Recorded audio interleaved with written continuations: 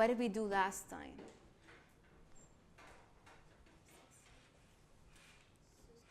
System of particles. And what did we learn for systems of particles? That the mass of the system is the sum of the masses of the individual particles. The center of mass of the system is what? The position vector of the center of mass is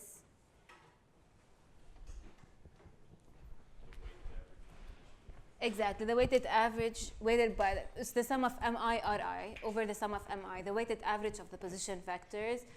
Velocity of the center of mass is the derivative, acceleration is the derivative.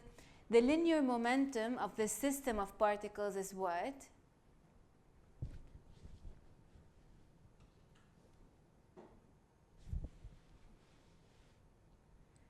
The linear momentum for this system, right, it's the total mass times the velocity of the center of mass, which is also equal to the sum of the linear momenta of the individual particles. So if I have 3 particles, A, B, and C, the linear momentum of the system is MAVA plus MBVB plus MCVC, which is the total mass times the velocity of the center of mass of the system. What about the angular momentum of the system? About some point, that's also the sum of the angular momentum of the constituents. Then we looked at, the kinetic energy of the system too is the sum of the kinetic energies of the particles. Then we looked at the balance laws. For the system of particles, the sum of forces acting on the system is equal to what? The mass of the system times the acceleration of which point? The center of mass, which the total mass times the acceleration of the center of mass can be written as the sum of MIAI, right? The balance of angular momentum, we can also sum the balance of angular momentum of each particle. Same for the work energy theorem, right? If I want to calculate the work of a force, that's the integral of the force started with the velocity or displacement of which point? Any point on the system. Again, if I want to calculate the work of a force, that's the integral of F, the force started with the velocity or displacement of which point? The point that the force acts on. Right. So the point of application of the force, right?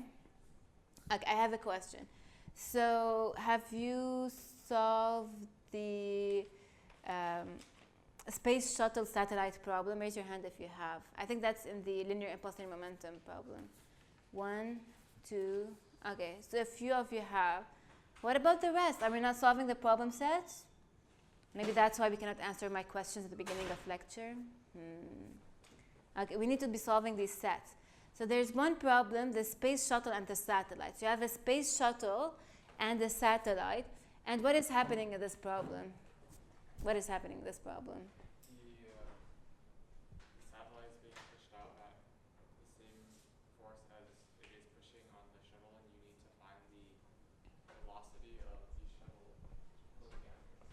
Right. So we have the space shuttle and the satellite. So initially,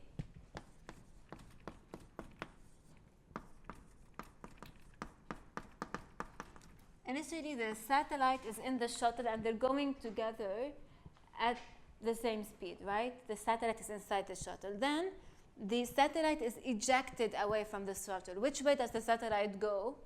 Up. What happens to the space shuttle? It goes down. Why does it go down?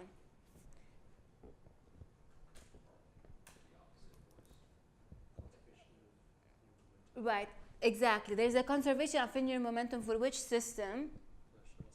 Exactly, the combined system of the two. So for the space shuttle and for the satellite, there's a conservation of linear momentum at least along the vertical direction. So then, space shuttle, satellite, the linear momentum is conserved along the vertical direction.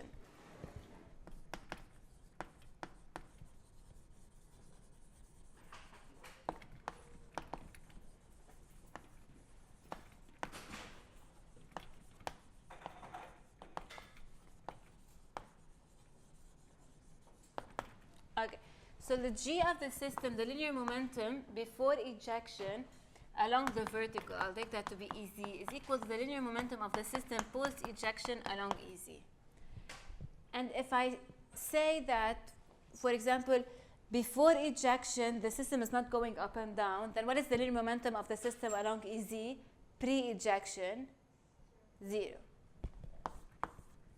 So then I get that 0 is equal to the linear momentum of the system post-ejection along the vertical.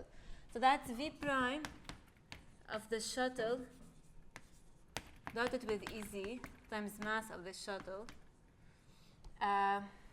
plus mass of the satellite, V prime of the satellite dot EZ.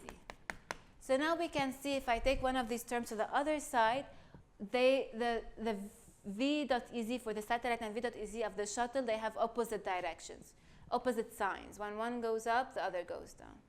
Does that make sense? So why is this happening? Because of conservation of linear momentum. Let's take, for example, let's take another example. We were never allowed to have pets in the house as kids, but one time we had visitors and they had a cat. So there was a small carpet, and when the cat jumped off the carpet, can anyone guess what happened to the carpet? It slid back. Why is that? Yes. In which direction? Exactly, in the horizontal direction. And here we're making the assumption that the friction between the carpet and the ground is very small. So then we have a conservation of linear momentum of the system between the combined system of the cat on the carpet along EZ, along EX, the horizontal. So once the cat jumps in one direction along the horizontal, the carpet is going to slide back. Does that make sense? If you had an explosion in the air, a satellite, fireworks that are exploding in the air, something that's going to explode in the air, is it possible that all the parts of the explosion go to one side? No, why not?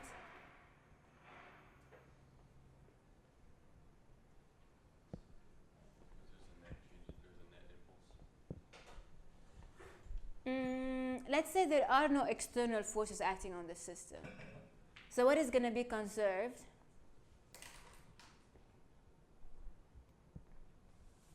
Yes. Linear momentum of the system is going to be conserved since there are no external forces acting on the system. So if the linear momentum of the system is conserved, then the velocity of the center of mass of the system needs to remain constant, right? Well, it's unaffected by the explosion. So let's go back to these examples. When I have the satellite and the space shuttle and linear momentum is conserved along the vertical direction, then the position of the center of mass along the vertical direction and its velocity along the vertical direction is going to be 0, right? Because this I can write as m total velocity of the center of mass. So the velocity of the center of mass along the vertical is going to be 0.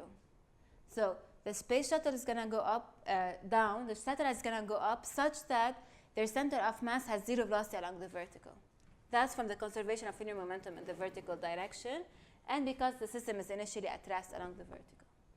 Same for the cat and the carpet. Initially, the system is at rest. Nothing is moving. The cat jumps. The carpet goes back. What happens to the center of mass of the combined system during the motion? Yes, the velocity of the center of mass stays the same, which here is 0. It was 0 initially. So the location of the center of mass is going to stay the same. And same is going to happen for if you have an explosion or a firework that's exploding. The center of mass of all the fragments is going to continue as if there's no explosion, right? Because why? The linear momentum is conserved. So the sum of MIVI is equal to m, the total mass times the velocity of the center of mass. That's going to be conserved pre and post collision. If linear momentum is conserved, meaning there are no external forces acting on the system. And linear momentum could be conserved in a certain direction. Can you think of any other examples where this might happen? Chat with your neighbor, let us think.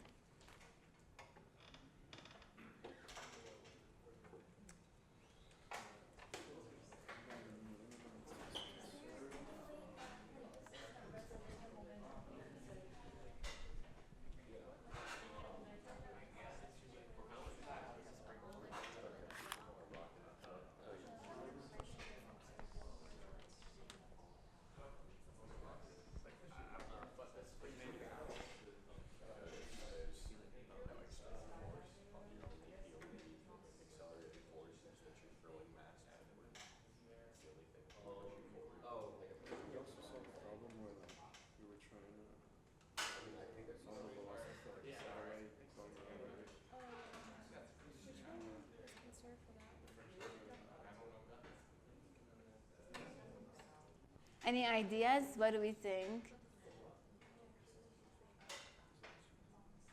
Any ideas? Any ideas? Tell me. What is it? Bumper cars.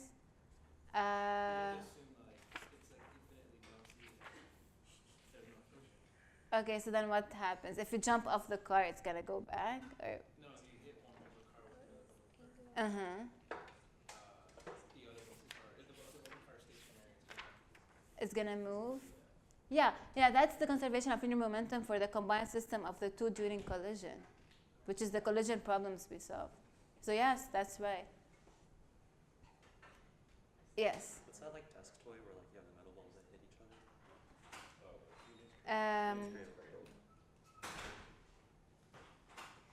But these metal balls are connected by a string, right?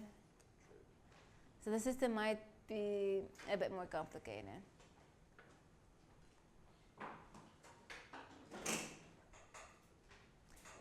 Maybe like if there's someone on a wagon and they throw something off the wagon and then the wagon goes back. That's an example. Okay? Yeah. What about like if you're on a moving truck, Uh-huh. you're going 50 miles per hour, Yeah. and you run 50 miles per hour in the opposite direction? Yeah. Is that no? Well, the conservation of linear momentum in which direction? In the x direction. If they're both going in the x direction. Not quite. I think because there's friction in the x direction that makes the car move. Yes. What about like people on a plane and they're walking on it and there's like balls under it? Yeah. Like if you were in the middle of the sea and you were on a plank and you were to throw something off it and it would slide back, something like that. Yeah. Or like if you have like a really long skateboard and you're like walking on it. Okay, or a skateboard. You walk on it, what happens to it? It goes the other way. Yeah. Yeah. Okay. Great. So today, any questions about this? Just wanted you to think a little bit about these examples that you can see in real life. Yes? Can you explain why the vertical, along the vertical is not conserved again? For which system? For cat. Oh, because the sum of forces along the vertical. So what are the forces acting on this system? If I want to draw the cat and the carpet. Yeah, so I have weight, cat, weight, carpet, and I have a normal force, right? So the sum of forces is equal to 0. There's no acceleration along the vertical. But once the cat jumps, it creates a vertical acceleration. So the linear momentum along the vertical, it was initially 0, then it's non-zero. It's not conserved. Okay, so when the cat jumps, that's still the acceleration of the entire system? Is the cat jumping? Well, the acceleration of the cat alone along the vertical goes from 0 to non-zero, so it's not conserved. Plus for the entire system, because the carpet is not gonna move along the vertical either. So I think what's happening is that there's gonna be some value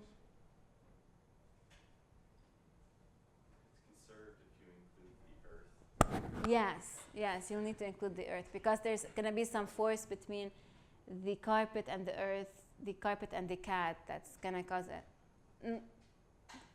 That will make it that there's the forces along the vertical are not going to be zero. Yeah. Along the horizontal, though, you have no normals, no weights, no forces along the horizontal, assuming there's no friction between the carpet and the ground. Then you can have conservation of linear momentum along the horizontal.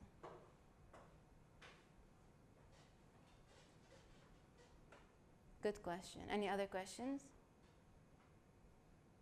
Yes? Could you review balance of angular momentum? The balance of angular momentum for like a system of particles. Yeah. Actually, maybe we'll do it at the end of lecture if we have time. Okay? Let us start with rigid bodies.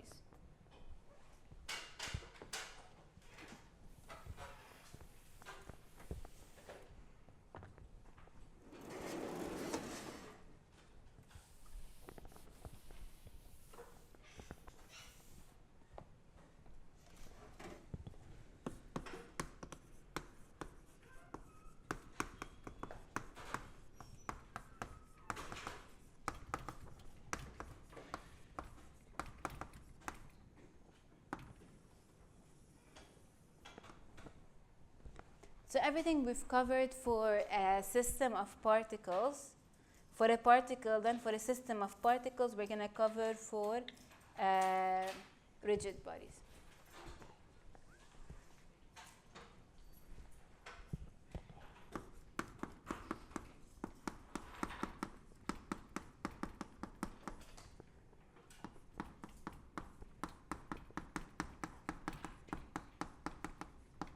Now here, instead of using Ax, Ey, Ez, I might use E1, E2, E3.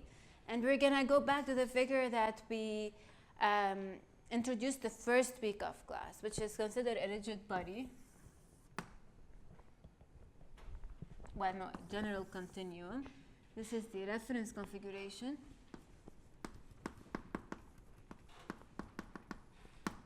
And this is the current configuration.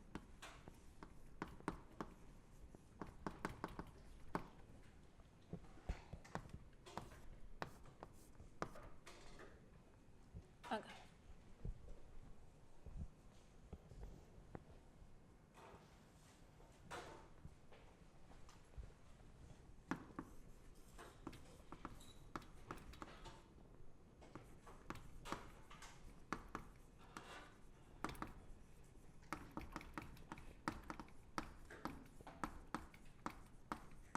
Okay, so remember we had this sketch in the first week of class. We said that we have a continuum body, a continuum that can deform, move, translate, rotate. Okay, so this body is in three-dimensional space, and this continuum body is composed of different material points, right?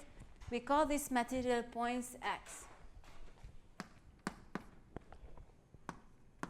So this continuum body is composed of material points X, and we can draw the position vectors of the material points in the reference configuration and the current configuration. Why do we need a reference configuration?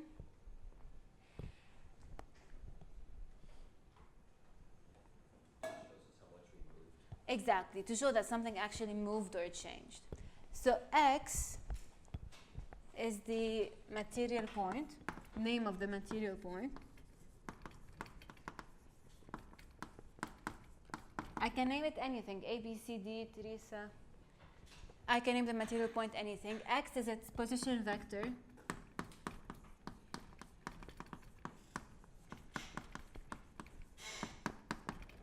Of the material point in current configuration.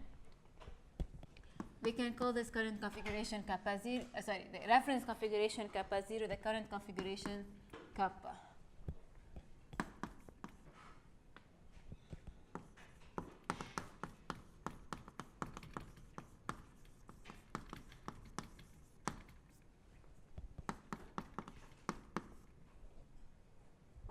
Okay?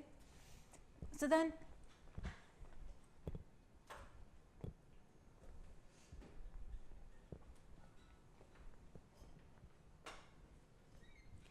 given a collection of points in the reference configuration which create the body, which they form the body, if I know their positions in the current configuration, then I know the current configuration of the body.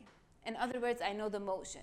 So we had introduced the motion function chi, which takes a point, I'm going to call it chi tilde, that takes a point, material point on the body, a certain time t, and it tells me the current location of the point. So this chi is called the motion.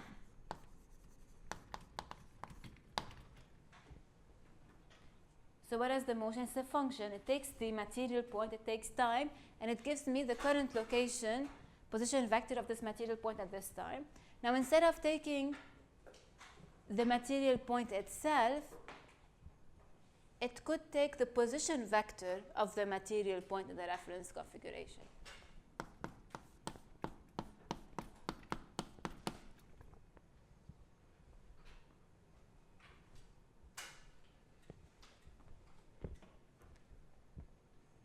So what is the motion function then? It's just a function that takes the material point, or equivalently, the position vector of the material point in the reference configuration. So it takes either the material point or equivalently its position vector in the reference configuration and time, and gives me the current position of that point, the current position vector of this point and the current configuration. And the motion function for all the points of the body gives me the current configuration of the body. Okay? Now, what does this motion function look like for a rigid body?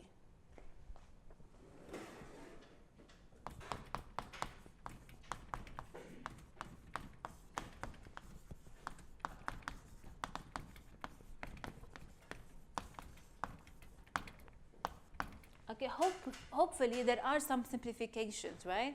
Because there are restrictions on the motion of a general continuum which makes a body rigid, right? We talked about the question of what makes a body rigid. How do we know if a body is rigid mathematically? Material points move relative to one another. Exactly. The material points, they don't, well, they could move. It depends on how we define moving relative to each other, right? But what happens to the distance between any two material points on a rigid body? It stays the same, right? For two material points on a rigid body, the distance between them stays the same. So if I have a rigid body and I have 2 points, A, B, position vectors, XA, XB,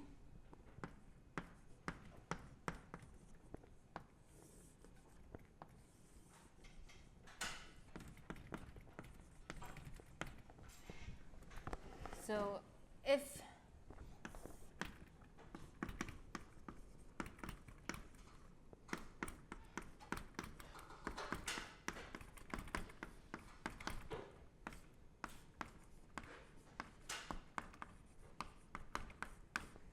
okay, so for a rigid body motion, the distance between any two material points on a rigid body is constant, which also implies that the angle between any two material lines is going to remain constant throughout the motion, right?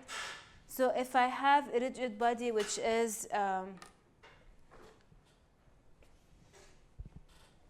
this is a rigid body. If I have these two lines and they are now parallel, as the rigid body moves, these two lines are going to remain parallel.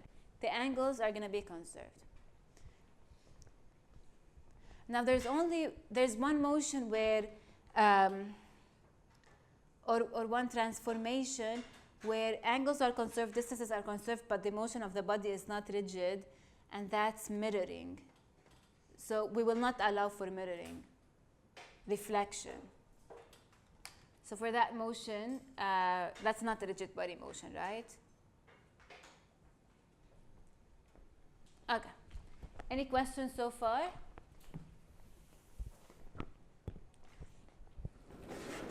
So now we want to look at the special prescription of this motion function, this chi, for a rigid body. So let us consider a rigid body that's moving. This is smiley face, and this is the current configuration. This is the reference configuration of the rigid body. And then the rigid body has current configuration like this. Okay, what kind of motion can take me from this reference configuration to this current configuration? Exactly, it's going to be a rotation and a translation. So I can choose an origin, say my origin is here, or whatever, my origin is here. Then I can rotate this rigid body about the origin. I'll get an intermediate configuration where, okay, let me do the intermediate configuration. So I will take this, I will rotate it.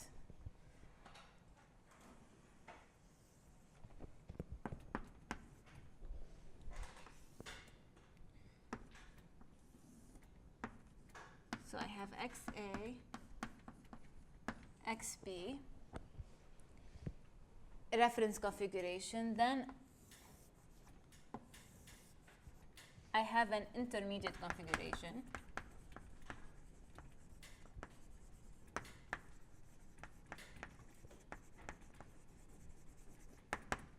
Maybe I'll call these vectors XA intermediate, XB intermediate. So I did a pure rotation. I got an intermediate configuration. Now the rigid body is at the orientation I want it to be. And then how can I get this configuration from this?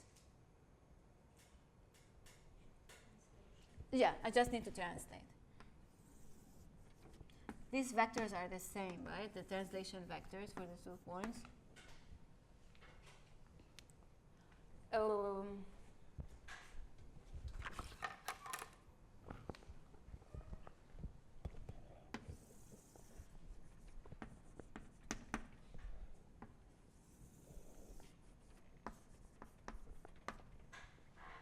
Okay.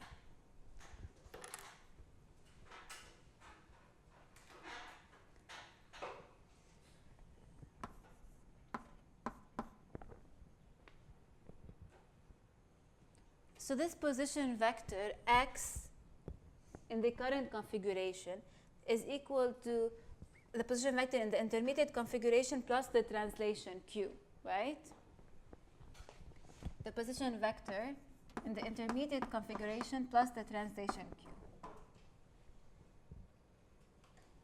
So again, let's repeat what's going on.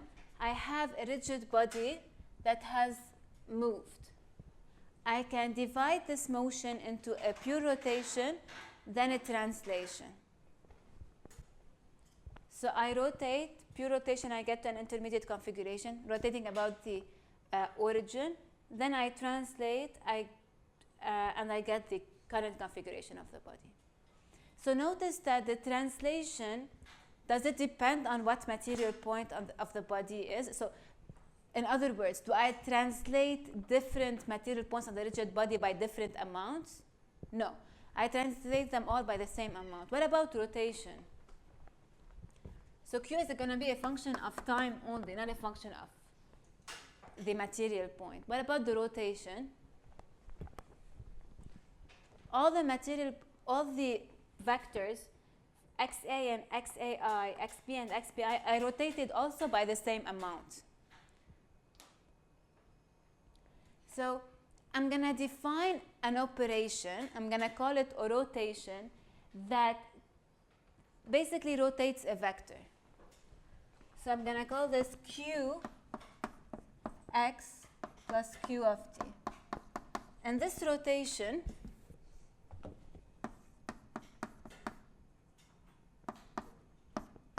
also is the same for all material points of the rigid body. So it does not depend on the specific material point, it only depends on time.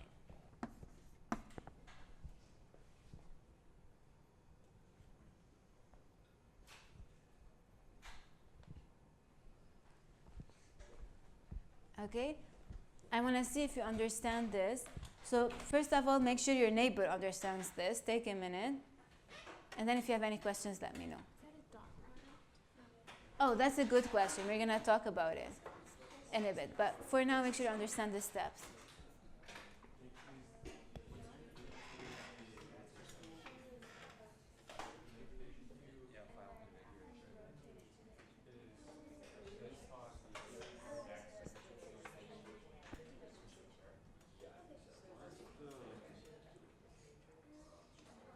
Yes.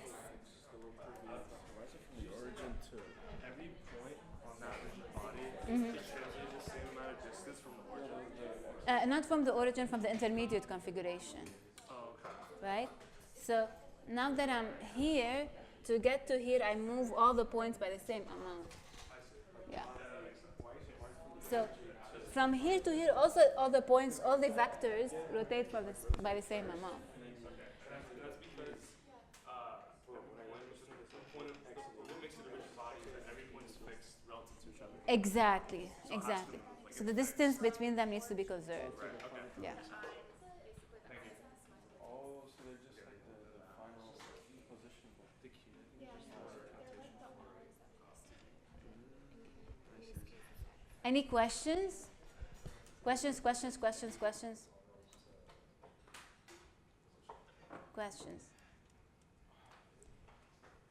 Your friend here had a great question, and she was asking, oh, what is this operation here? Is this a dot product?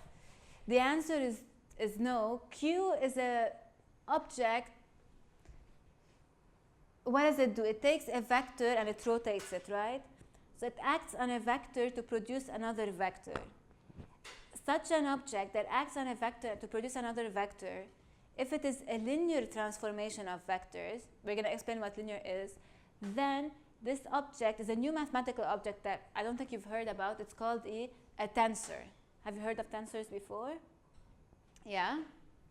So a tensor is a mathematical object, is an object that acts on a rigid body that acts on a vector to produce another vector, right? So here Q is acting on this vector xa to rotate it. So Q is a rotation tensor if it is linear too. So Q acts on a vector to produce another vector.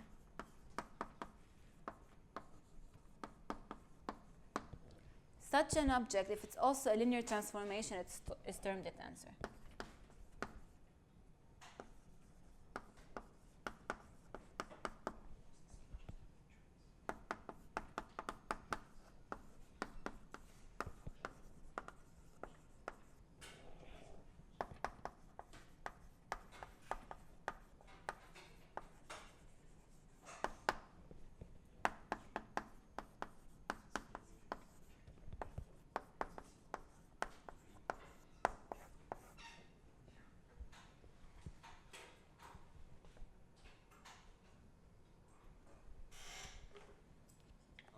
Unrelated.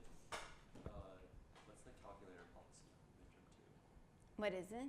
The calculator policy on midterm 2. No calculators on the midterm. Speaking of which, midterm 2 is next Thursday, right? Reminder. It's on Thursday next week. Okay. So a tensor is a linear transformation on vectors to vectors. What does linear mean? What is a linear transformation?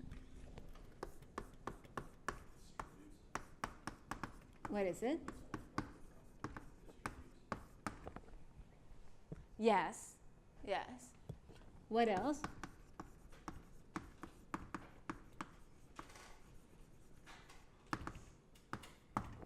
What is a linear transformation? A linear function. What does linearity mean? Remember a linear spring. If I double the force acting on the spring, what's gonna happen to the deformation of the spring? It's gonna double. So basically, if I have a linear function, then f of kx, if k is a scalar, it's gonna be k f of x plus what your friend mentioned, f of x plus y should be equal to f of x plus f of y. That's if the function is linear. I can combine these two by saying that f of k x plus y is equal to k f of x plus f of y.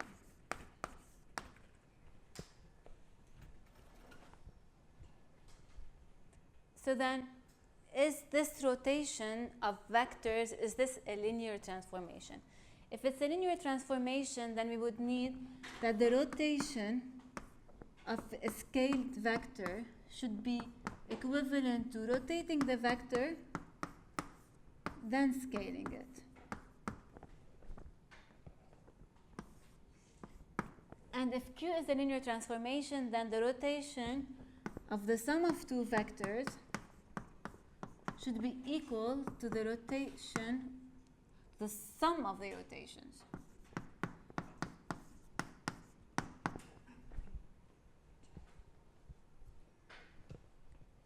We're not going to do a mathematical proof for this. We're going to just do a small intuitive verification here.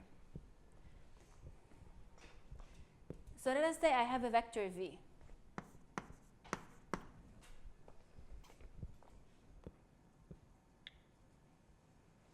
Okay, let us say I have a vector v. I'm going to make it easy. I'm going to make it straight up, actually. Let us say I have a vector v. I'm going to multiply it to get, scale it to get kv. Say I rotate it, I get q of kv. If I take v and get q of v, then I scale, will I get the same answer?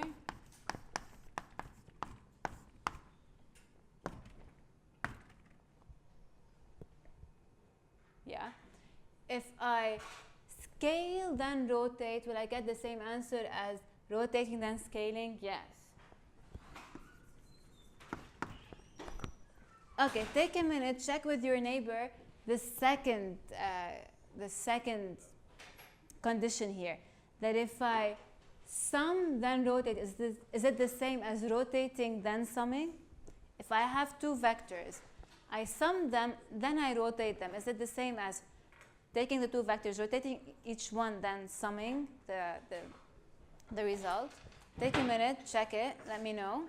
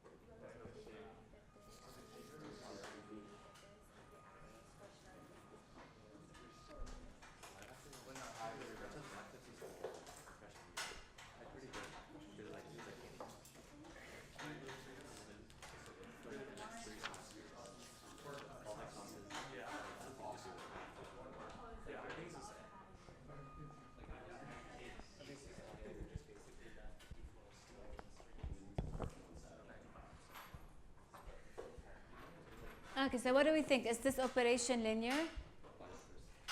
Is rotation linear? Is this valid? If I take two vectors, u and v, and I sum them, I get u plus v, and I rotate it, q u plus v. If I rotate the vectors, q u plus v, whatever. If I rotate v, u, then sum,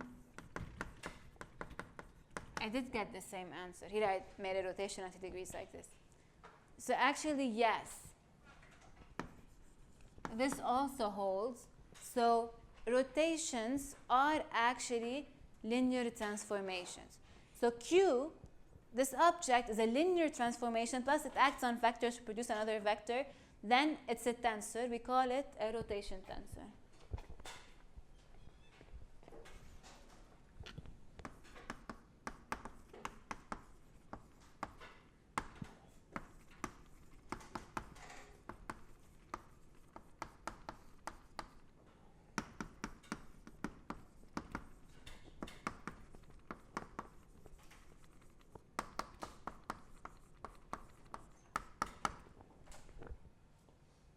Yes. How are tensors different from matrices? Great question. Are tensors and matrices the same thing? And I'm going to answer this question by another question. Are vectors and arrays the same thing? So I can say that I can define my position vector from me to you, okay? My position vector from me to you is very well defined, right? When I say, let's define a position vector from me to you, what's your name? Lynn. From me to Lynn, we all know what that means, right? If I say that there's a position vector from me to Lynn, we all know what that means. What is its magnitude equal to? The distance between me and Lynn, and we can also visualize its direction. But if I say, if I give you an array of 3 numbers, 2, 1, 0, what does that mean?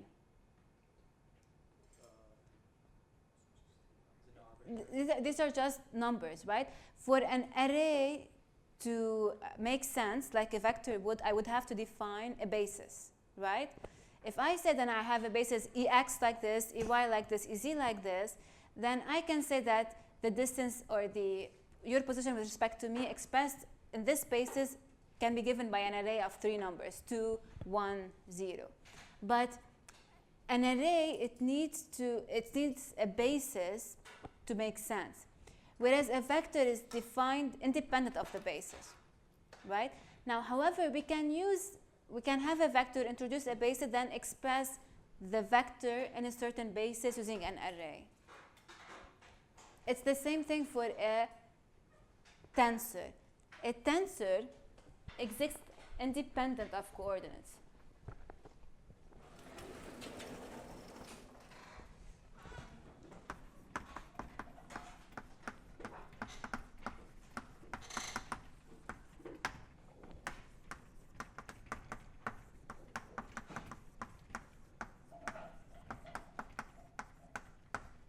For example, you have a rotation tensor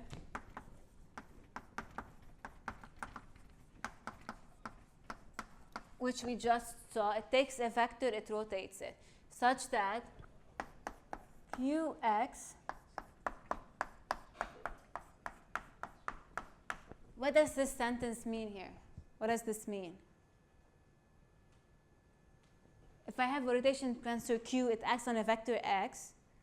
This has the same magnitude of the vector initially, right? So the rotation is preserving the magnitude of the vector. So a tensor is defined by its action on vectors. For example, you can have a rotation tensor that rotates a vector. You can have a scaling tensor.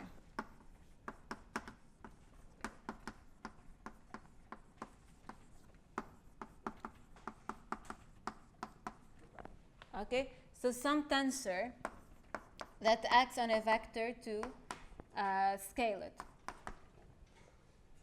It could be, you could have a, and by the way, a rotation tensor can also, you have many rotation tensors, right? Rotation tensors about different axes by different angles. Same for scaling tensors. You could have an identity tensor.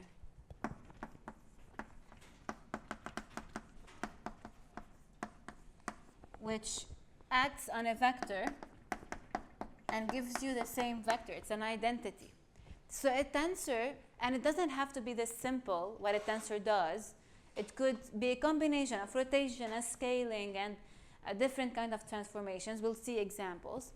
But a tensor, at the end of the day, is defined by its action on vectors. And it is defined independent of any basis.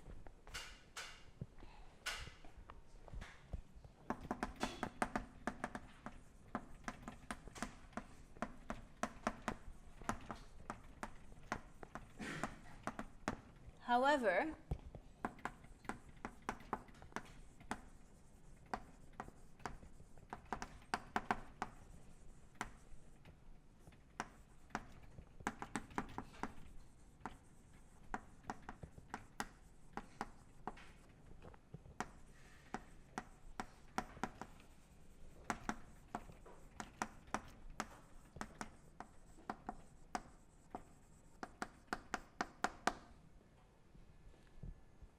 if a certain basis is chosen, then I can express the tensor in a matrix. And if I change the basis, then the matrix representation of the tensor is going to change.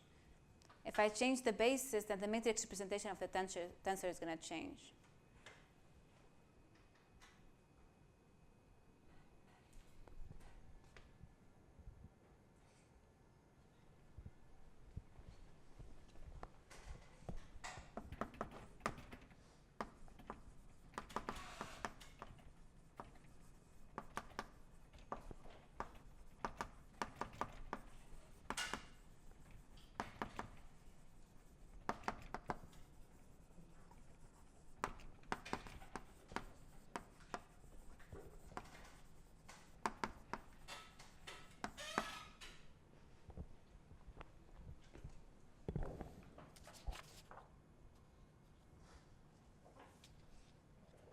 Okay, any questions? Questions? Are tensors operations? Yes, the linear transformations. Any other questions?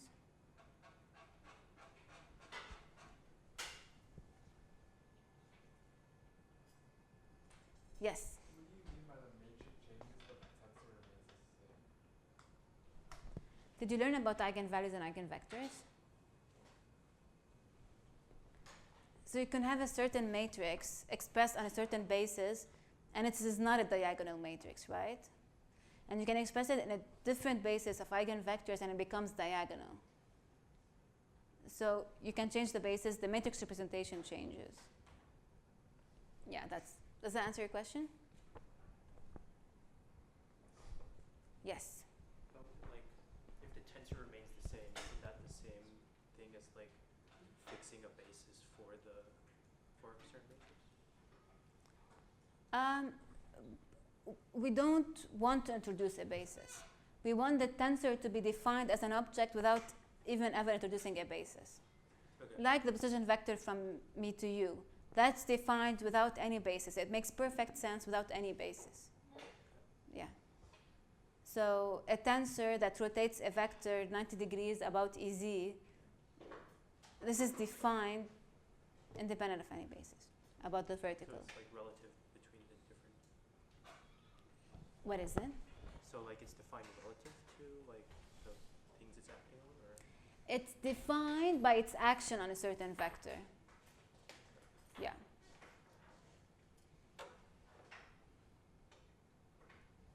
Any other questions? Do you always need to choose a basis to compute the output? What output? Of a tensor? Like its action on a vector?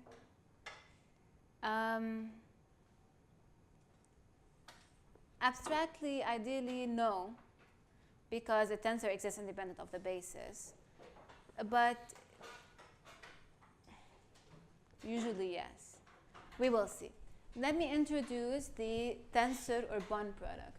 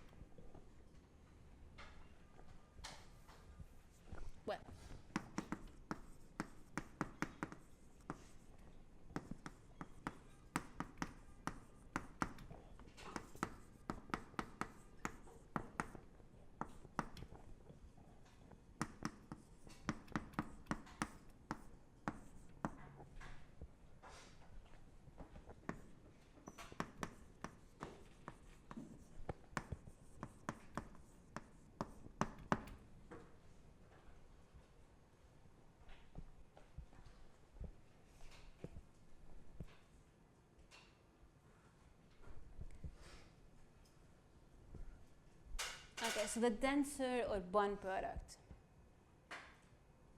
it looks like this. The tensor product, which is similar to a cross bun.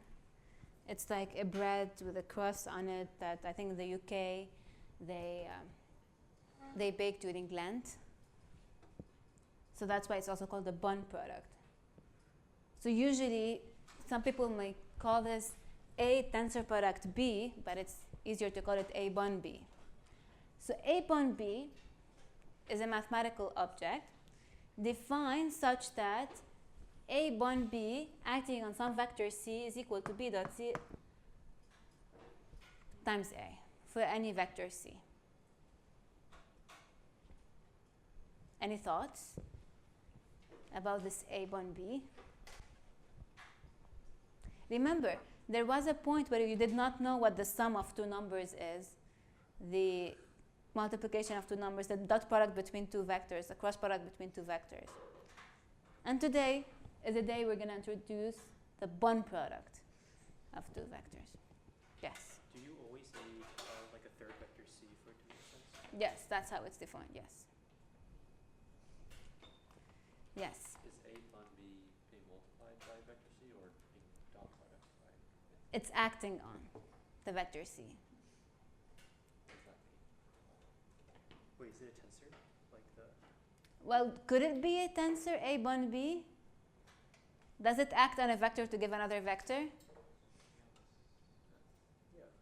Yeah, it acts on the vector C and it gives another vector B dot C along A. So it's starting to look like a tensor because it acts on a vector to produce another vector. What do we need to seal the deal? It needs to be a linear transformation.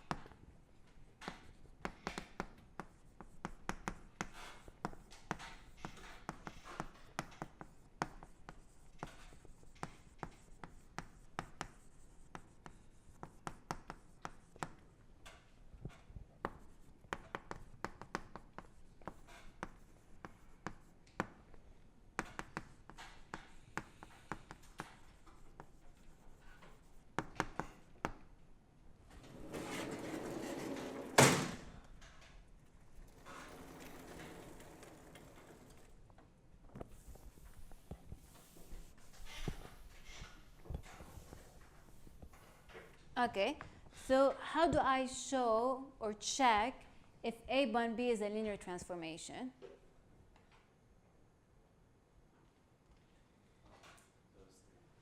Right, so A bun B, does it act on KC?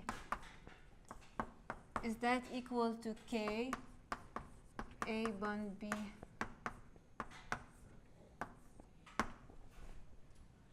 And then is A bun B acting on C plus D the same as A bun B acting on C plus A bun B acting on D?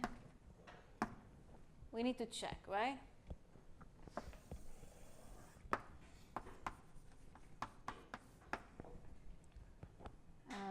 One, two. I will start with 1. A bun B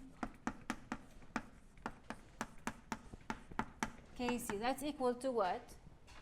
By the definition of A bun B, up there, B dot KC,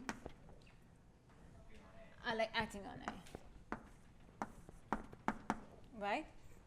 So from the dot product, I can take this K outside, right? So that's K B dot C acting on A, right? Regular vector dot product and vector operations, I can take this K outside.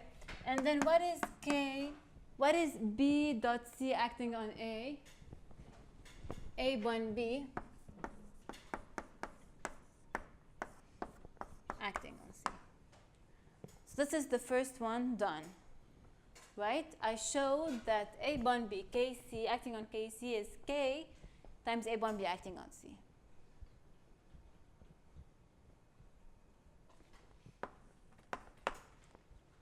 Take a minute, do the second one.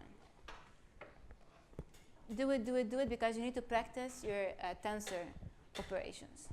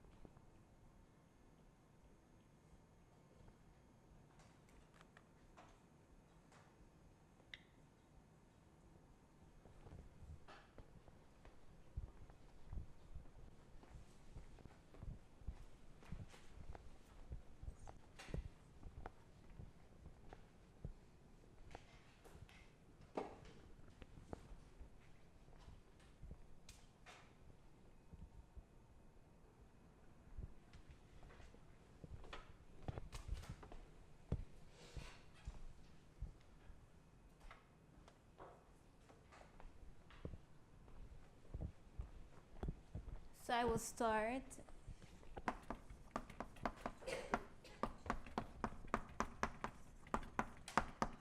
What do I do next?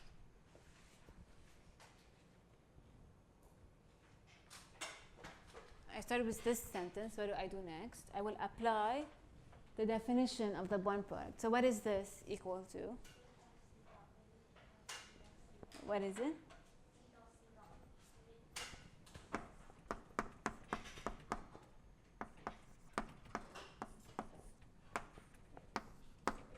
Right? Which is B dot C acting on A plus B dot D acting on A, which is, this term is A bond B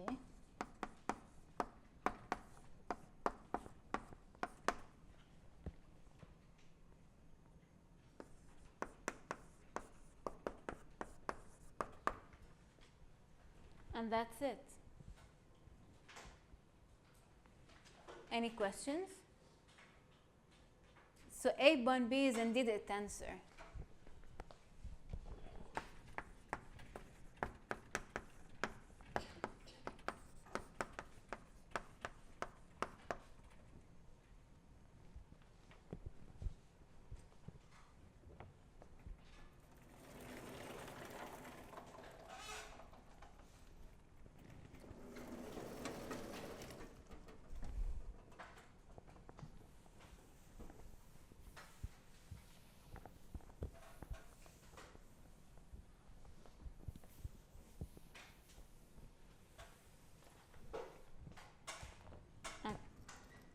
Any questions? Okay, so consider this tensor.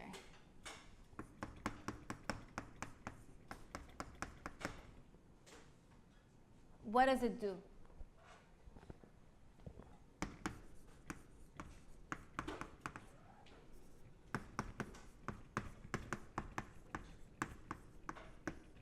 Remember, what does a tensor do?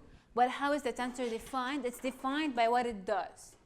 So if I want to know what kind of tensor this is, I have to apply it on some vector, and I'll see what its action is.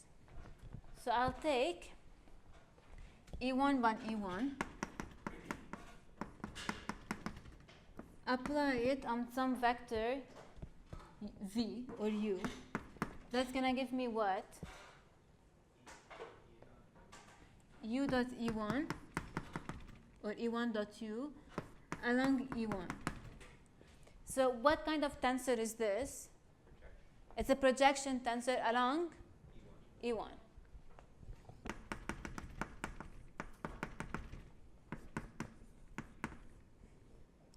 or it gets the E1 component, obtains the E1 component.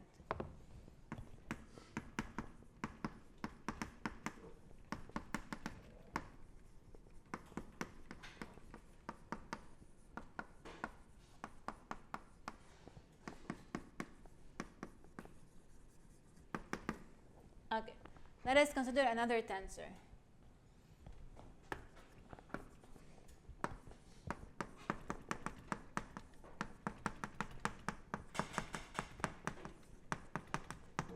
Okay, take a minute, chat with your neighbor, think, what does this tensor do? What is this tensor?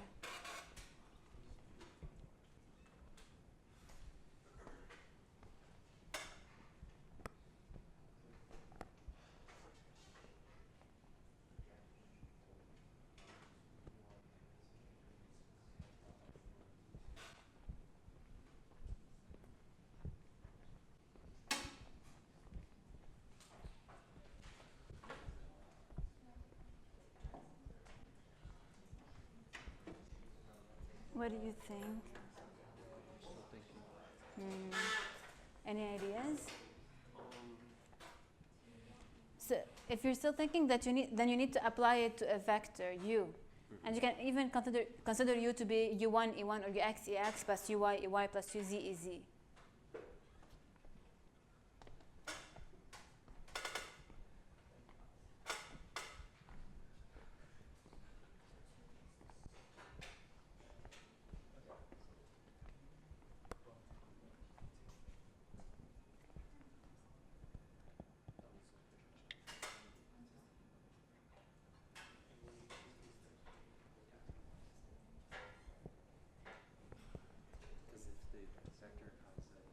So what is this tensor? So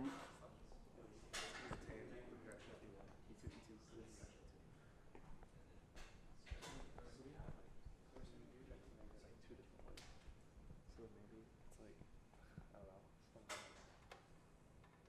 don't know, another one? Apply it to a vector. Take this tensor, apply it to a vector u, and go through the steps. Yeah. So calculate 2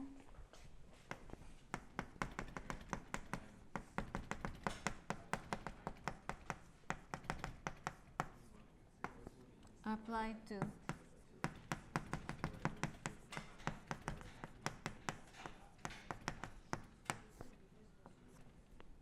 what is the result of this operation? So that's your first step. What is the result of this operation?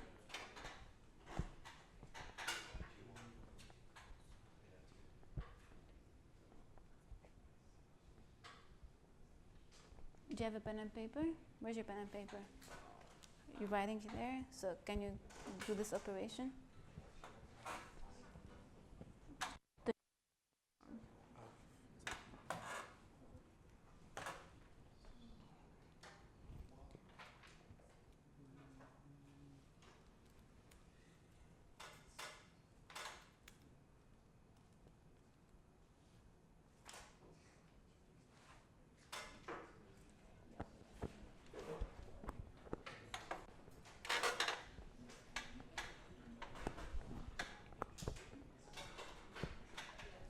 How is it going?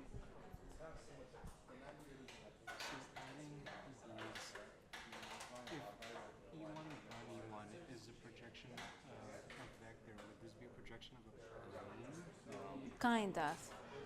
So do it. Yeah, this times this, this times this, this times this, then 6 terms.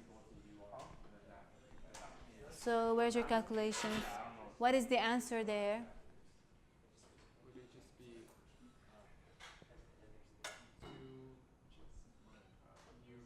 2u1 plus 2ue2. Write it down because it's not quite that.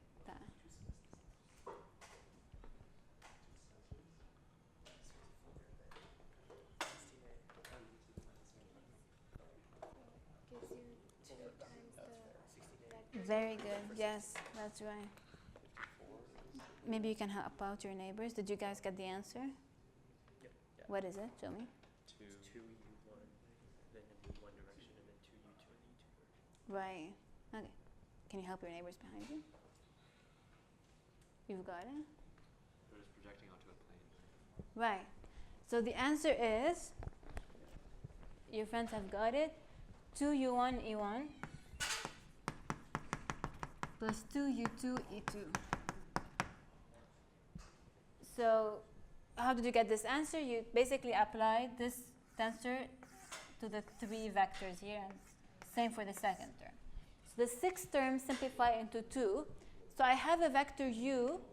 When this tensor acts on it, I get this one. So what is happening here? Yeah, you're projecting on the plane and then you're scaling by 2, right? Any questions? Questions? What does this tensor do?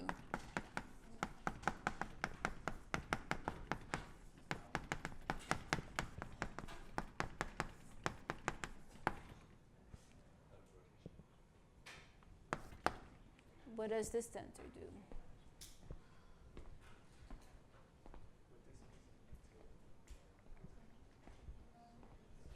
We take the U2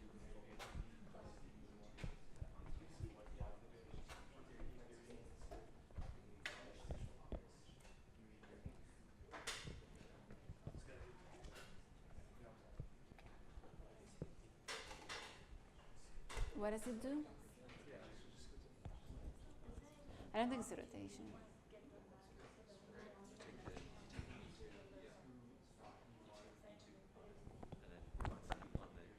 Yeah, it flips the E1 and E2 components of the vector, which I think is a mirroring rather than a rotation. It's a reflection, we call it. A reflection rather than a rotation. So for a rotation, if you take the determinant of the matrix representing it, it should be 1. For a reflection, it will be -1. So I think that's a reflection. So what does this tensor do? What do you think it does? I was thinking it'd be U and then E negative. The first one would be negative U E3 plus U E3. You have to work it out. Okay. What do we think? How are we doing with tensor operations? We're fine? Do you have any questions? No, I think I just need to work it out. Okay. So what's your answer for this one? It project to E2 for the first one, Mm-hmm. and then the second one gonna project to E1, Mm-hmm. and then the third one just gonna project to E3. There's something you're missing. It's a subtlety. You're missing a little bit. Rotates around it. Yeah, so it takes a vector. It flips the E1, E2 components. Yeah, so it's kind of a mirroring, a reflection about, I don't know, E3, maybe. So you just dot to the length of E1 and then rotate to, and then the direction of E2. I don't think it's a rotation. I think it's a flipping, a mirroring, yeah. reflection. Yeah. So what does this tensor do? It takes a vector,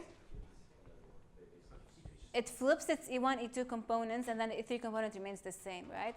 So this acting on a vector U, U1, E1 plus U2, E2 plus U3, E3 is equal to, it's going to be U2, E1 plus U1, E2 plus U3, E3.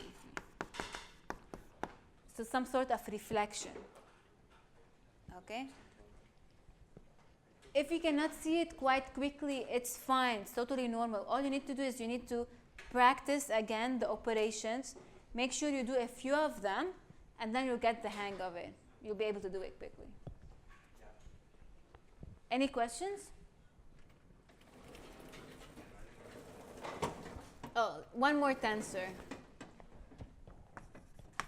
E1 bun E1 plus E2 bun E2 plus E3 bun E3. If this acts on some vector, what does it produce? The same vector, right? It's going to give us the same vector. That's why we call this the identity tensor.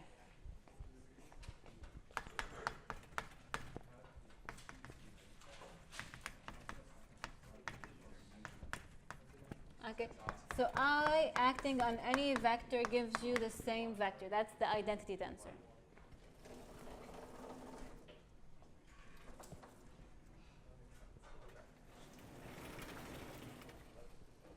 Any questions?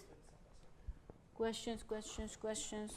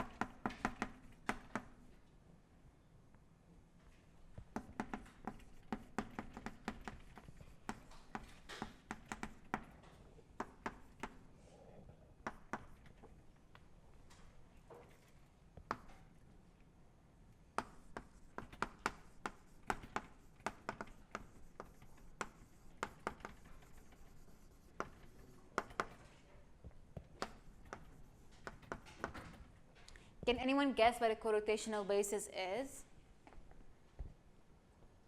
Yes. Transformation about a fixed point. Mm. Just rotation. Yeah.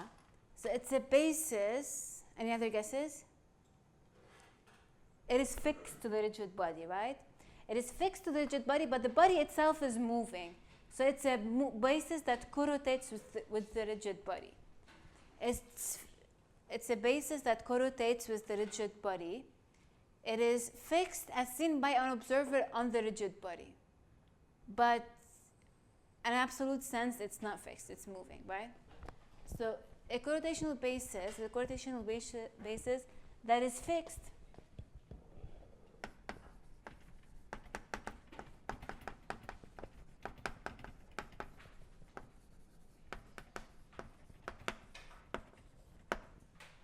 So for example, if I consider this eraser here, and I put a basis on it, Ex, Ey, is this basis fixed?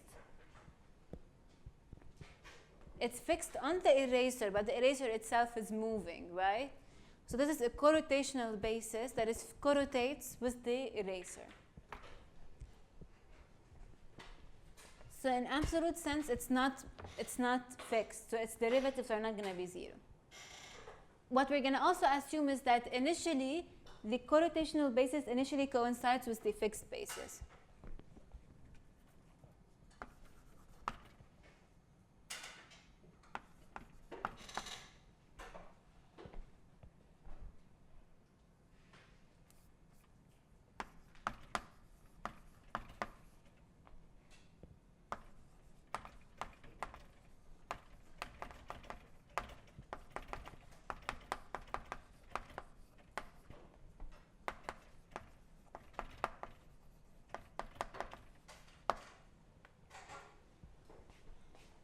Okay.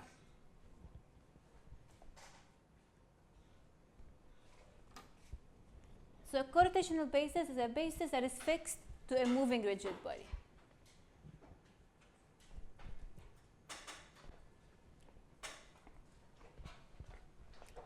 Let us consider this vector between the two eyes of our smiley man, V or U. The same vector here.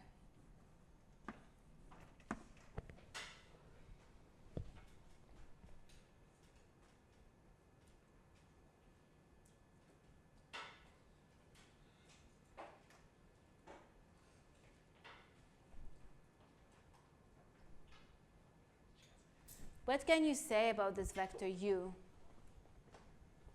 Well, first of all, the vector u is a vector between two material points of the rigid body.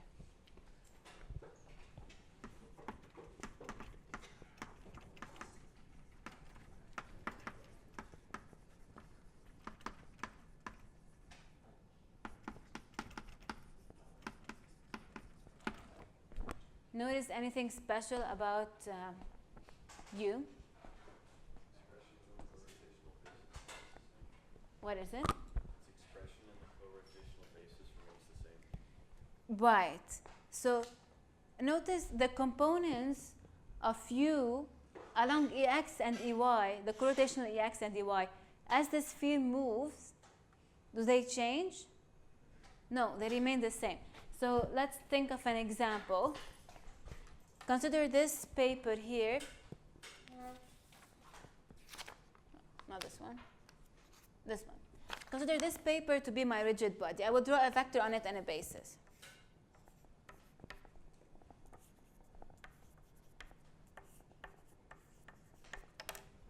I'll show you in a second.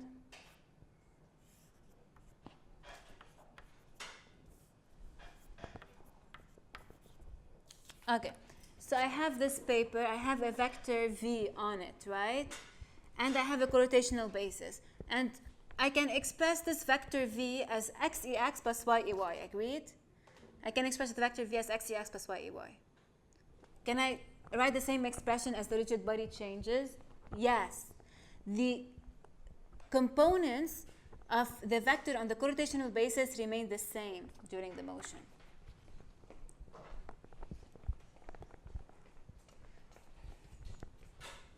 So then we have that u is equal to xex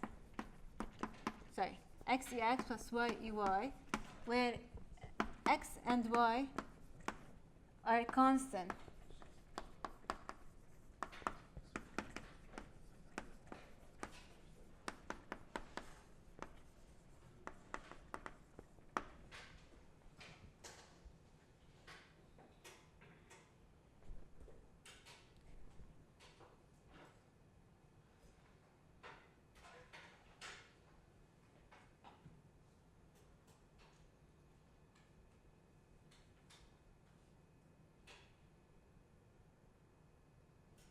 So if I were to take the derivative of this vector u, u dot would be equal to x ex dot plus y dot. X and y would be fixed, ex dot ey dot would be changing.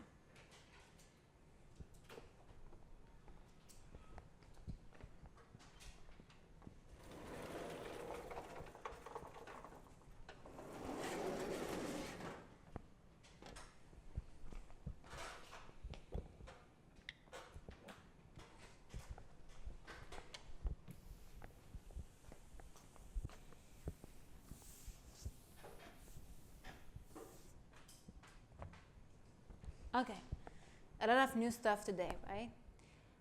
So what did we start with? We started with a rigid body. Well, we started with a continuum body, and we said that a body is rigid if the distance between any two material points on the rigid body remains the same during the motion of the rigid body. And we said that we can write the motion function of a rigid body as a rotation and a translation.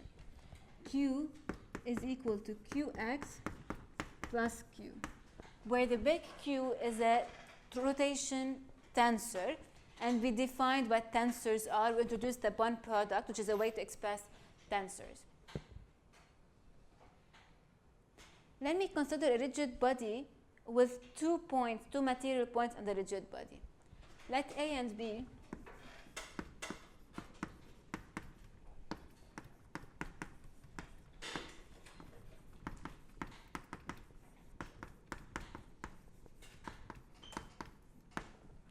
then this motion function applies to these 2 material points.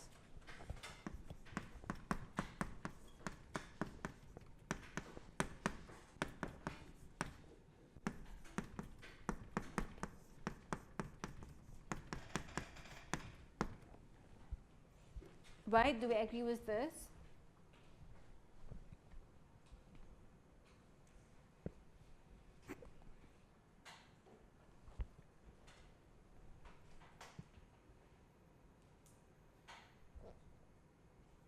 Oh no, I think I have hiccups, hopefully. Does this work? I can subtract the two equations, right? Q and Q are the same. Oops.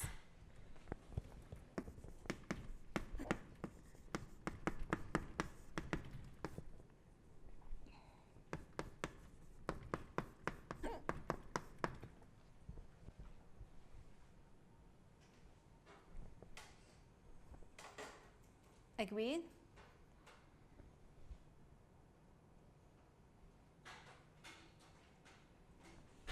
Sorry. Really sorry. Let me take the derivative of this. Time derivative.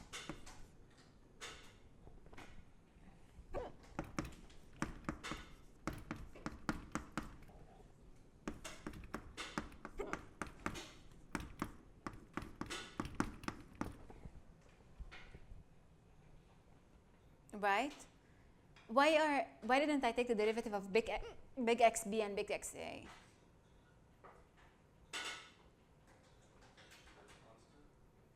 Why are they constant? They're fixed in the reference configuration, right? From here, I can say that, have you taken linear algebra? You know what the inverse of a matrix is? Did you learn about proper orthogonal matrices? Yeah, what is special about proper orthogonal matrices? Sorry. What is it? What is it? I don't remember there. Does anyone remember? Dot product of like any two columns is 0. Yeah. Yes, that's true. Also, the inverse is the transpose. So I can write that xp minus xa, q inverse is equal to xp minus xa, and the inverse would be the transpose.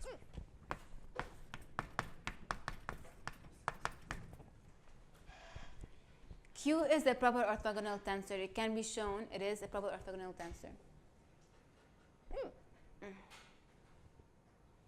Its inverse is its transpose. So I can write this as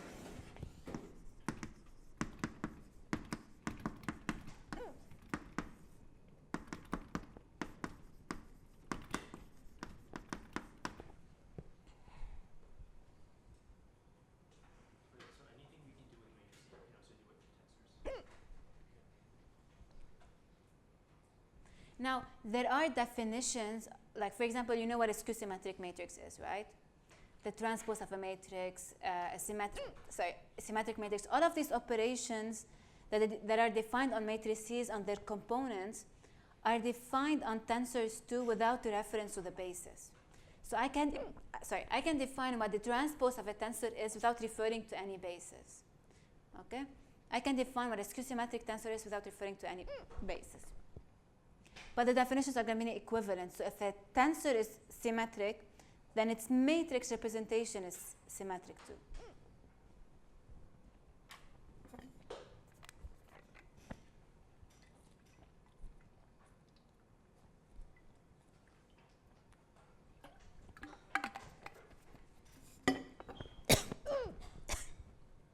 Gosh. Okay. This tensor, Q dot Q transpose, and the product of two tensors is also a tensor. This tensor, Q dot Q transpose, is skew symmetric.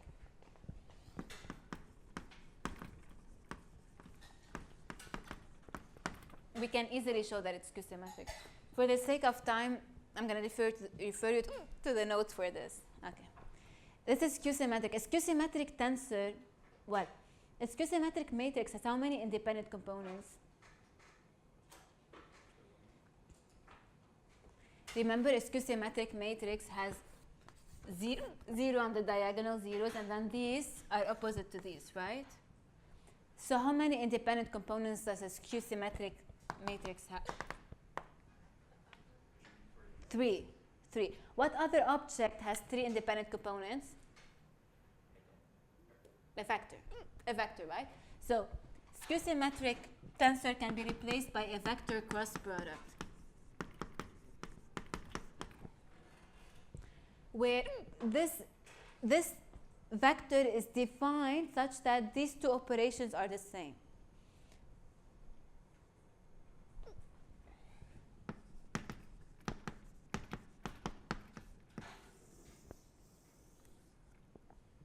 Omega, this vector is defined so that these two operations are the same.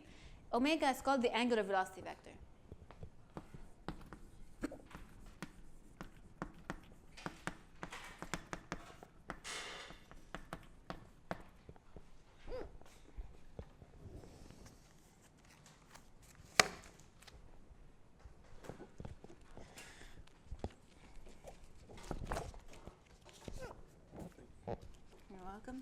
So look at set 15, equation 4.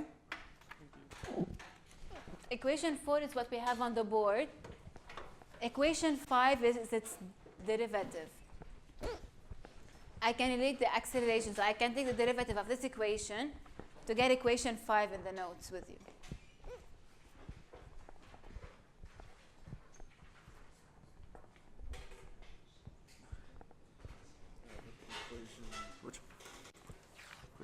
Equations 4 and 5. Yeah. So these equations relate the velocity and the acceleration of any two material points on the rigid body, which is what we just obtained over here with some shortcuts. All the details are found in the notes. So what I want you to do is to solve problem 3. That's going to be a quiz. You have 15 minutes. Problem 3. Point A of the circular disk is at the angular position theta is equal to 0. Well, actually, not 3. Let's do 4. Yes, let's do problem 4. So the cart has a velocity of 4 feet per second to the right. Determine the angular speed n of the wheel so that point A on the top of the rim has velocity equal to 4 feet per second to the left and 0. Okay, let's do 4A. Question 4, part A.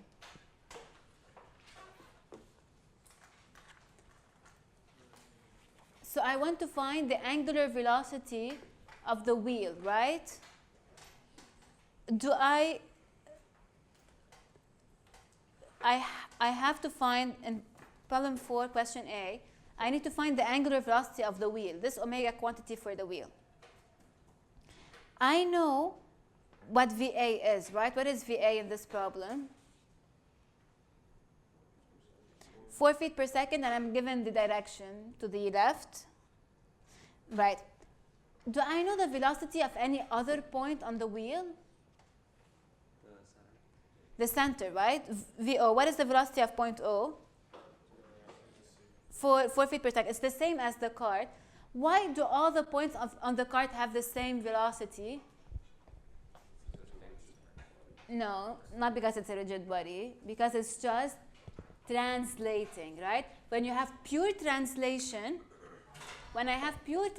all the points on the rigid body have the same velocity. When I have rotation and translation, then this point could be fixed and this point could be moving, right? So in this problem, problem 4, how many rigid bodies do we have? 2. Okay? The cart, which is just translating, the wheel, which is translating and rotating. Now, point O belongs to both. Point O is a material point on both. So we're using the fact that because O is a material point on the translating cart, its velocity is the same as point C. And because O is on the wheel, then I can relate VA and VO by this equation here.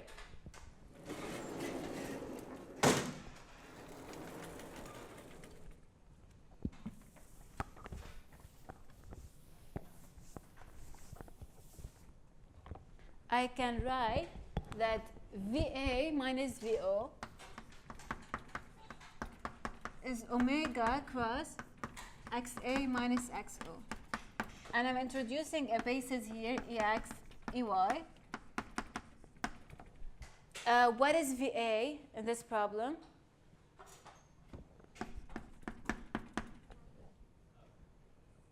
VA vector is what? What? No, VO is VC, right? VO is what? 4EX feet per second. Is VA the same? It's negative because it's to the left. Minus 4EX feet per second.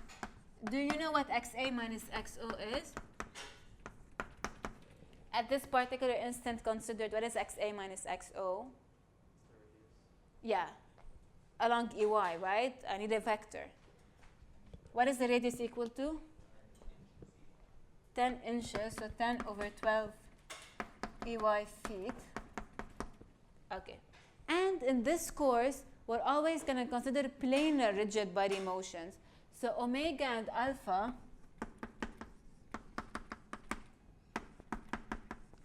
are always going to be along EZ. So now what you need to do is to solve for this angular velocity omega. Yes, you have 10 minutes. Go ahead and do it.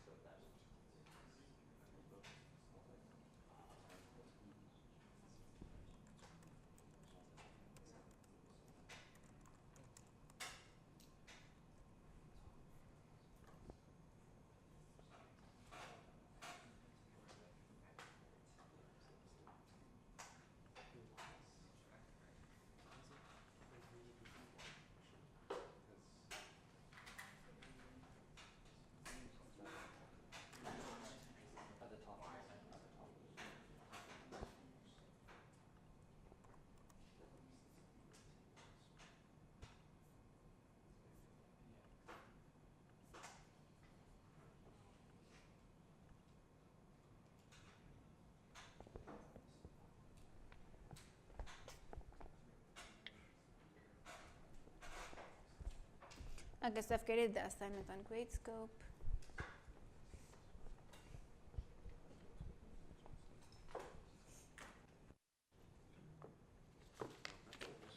Any questions, anyone?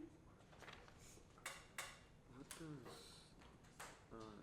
Alpha, the angular acceleration, is the derivative of omega. So here you don't need it because they're only asking for the angular velocity. Okay? Sorry. So that's supposed to be alpha.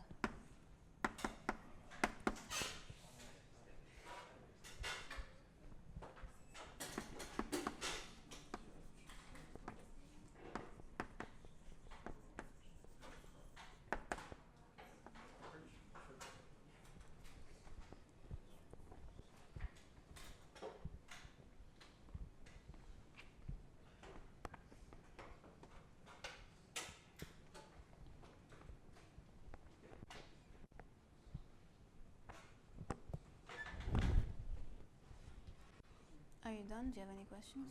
Kind of just helping us off a little bit. But no, I was struggling with the cross product with the. Oh, the cross product. So all you need to do is to remember that the IJK or the EX, EY, E1, E2, E3 basis is right-handed. So what is EX cross EY?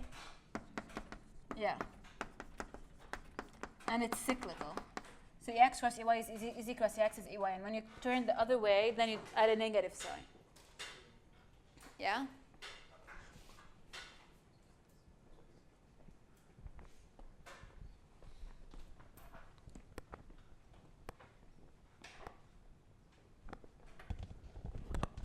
Done?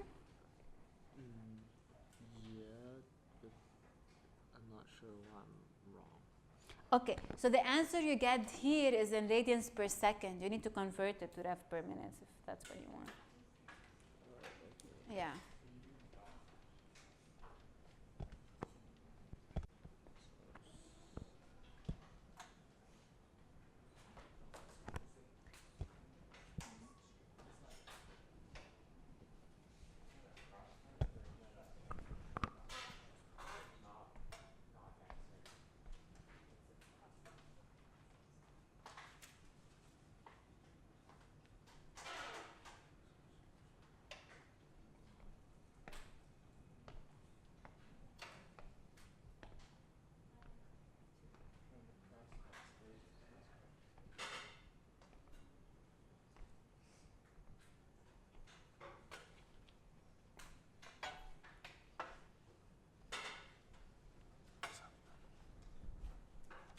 I was reading this one, so I got confused.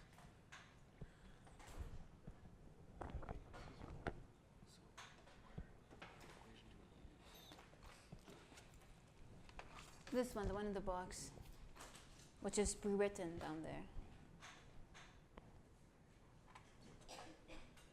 Any questions? Did anyone get the answer? Yeah? Working on it? Yes. Apologies about the last 15 minutes. So on Tuesday, we'll do a recap and we'll continue. Yes. How many? There's 2 radians. Radians per second to ref per minute. Yeah.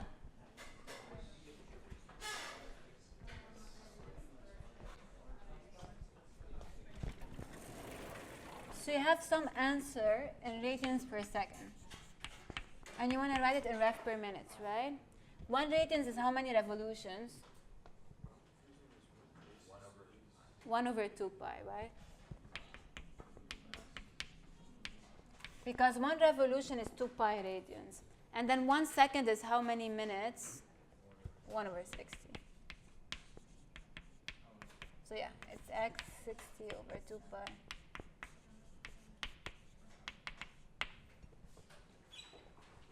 Okay? Yes. I set up this equation. Is that correct? And I also don't really. Yes, but the issue is that omega is a vector. So you have to make it into a vector so they can take a cross product. So that's why it's very important to underline vectors. Omega is along EZ. So you're going to do EZ cross EY.